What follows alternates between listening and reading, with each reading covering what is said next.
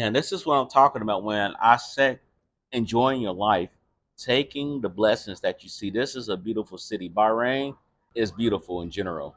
I'm living in Jaffa, and I'm telling you, you can't beat this view ever unless you are staying above me. But this is where I come out here and I reflect what's going on in my life, where I want to see myself out, in the future, and what obstacles that I can conquer. This is where I really find my peace. So I was dealing with a lot of things that was going on today at work, and a lot of people weren't making any sense. And I was getting frustrated. When you around people who don't really care, they don't really give a damn. They really don't give a damn about you, and you can feel it.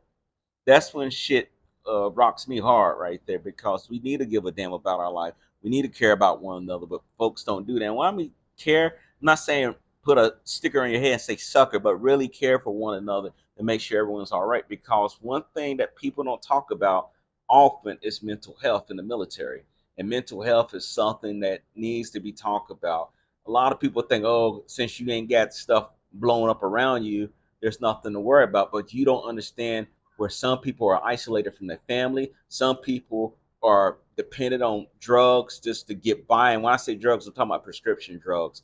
A lot of people don't have that support at work. Some people just say work, work, work, work, work, work, but they don't see what's going on with that person. And I was caught up in a situation like that not too long ago. It's when I started getting my act together, when I start, following the word, in the Bible, following in Christ, I really start seeing things for what they were, and I had to realign myself on the right path.